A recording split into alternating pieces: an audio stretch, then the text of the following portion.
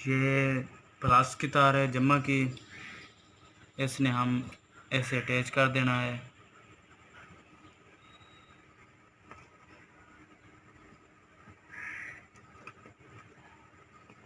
देखिए ये अटैच हो गई है।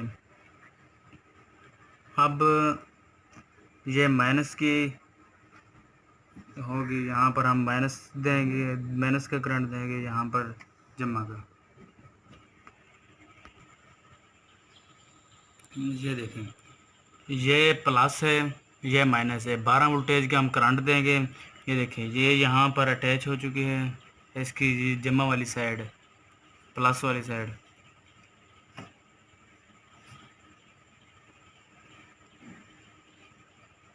यहाँ पर प्लस का करंट दे रहे हैं और यहाँ पर माइनस का।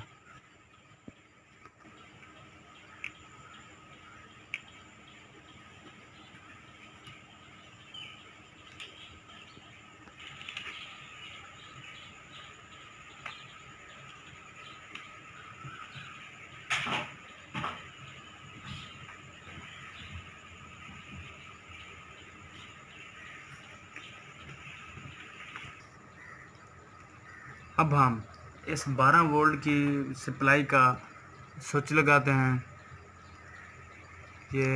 ये स्विच लग चुका है।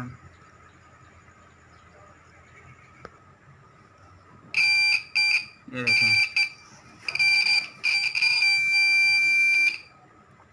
ये एक गेम बन चुकी है।